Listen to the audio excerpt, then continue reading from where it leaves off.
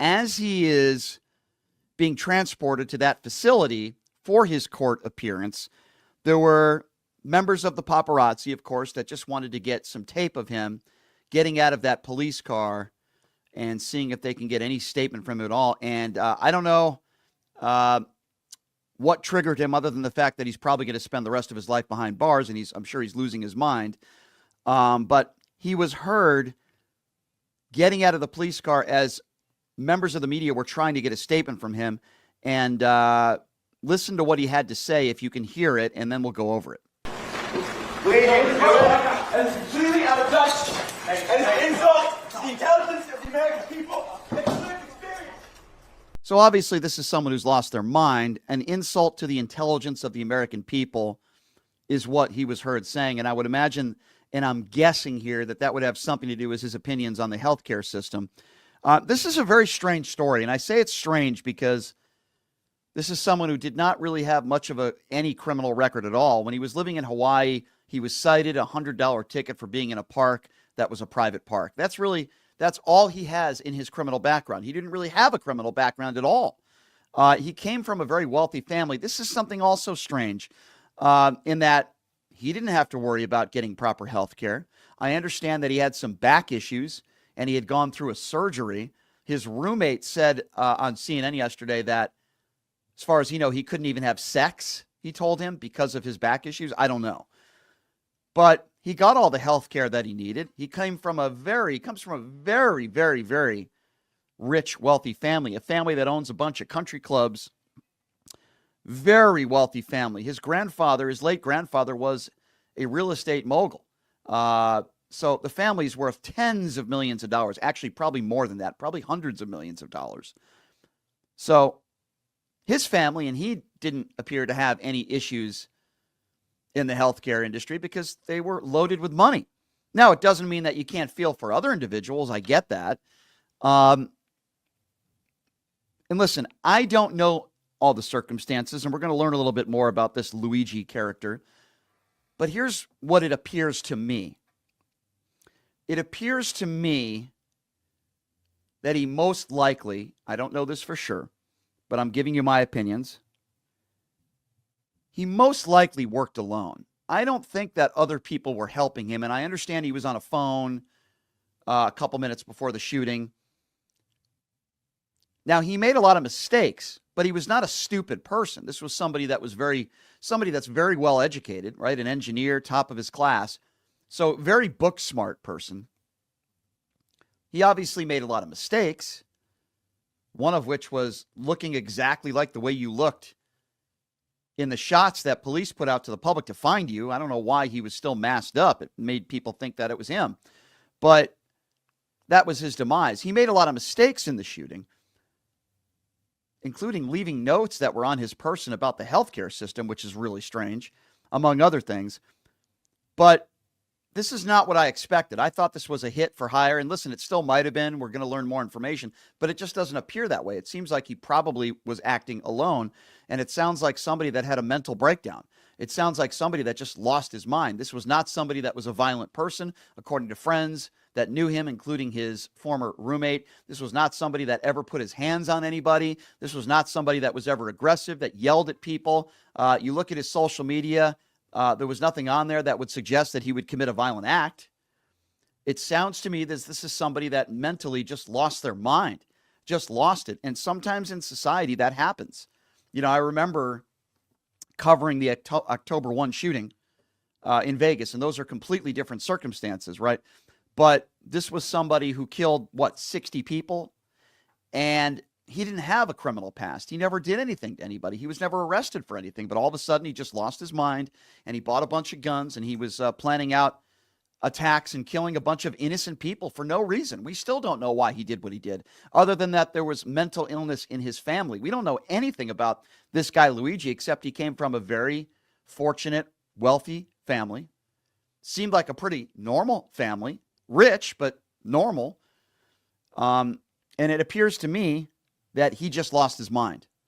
But the idea, at least to me, the idea that somehow the left is championing this guy is a lie. And I want to play a cut from you from a guy on CNN that I think is a complete imbecile. I've talked about Scott Jennings before. I've had people on this show that have gotten into it with Scott Jennings. He's just a pompous prick. And I just don't think he's a good guy. And why do we know who Scott Jennings is? Why is he even a name? Well, because he was an advisor to George W. Bush. Probably advised George W. Bush to go to war in Iraq. How did that go? So he's known for being an advisor to an awful president. George W. Bush was an awful president. Awful, terrible. So CNN, hires this guy to spew his right-wing talking points, and he's so condescending. And they lie. Here is Scott Jennings, literally lying on CNN about the left. Have a listen to this. Let me just help you understand. If you're on the American left tonight, here's my chart. The good guys today, Daniel Penny. The bad guys, Luigi, Mangione. It seems to me. How do you? Everybody what's on the the left. chart for victims? I'm just telling you what I see out in the world. I know. I want you to finish the chart. Which victim my is chart? good You and can make which your own one is chart. bad. What I'm telling you is That's not on the second page. People on the left.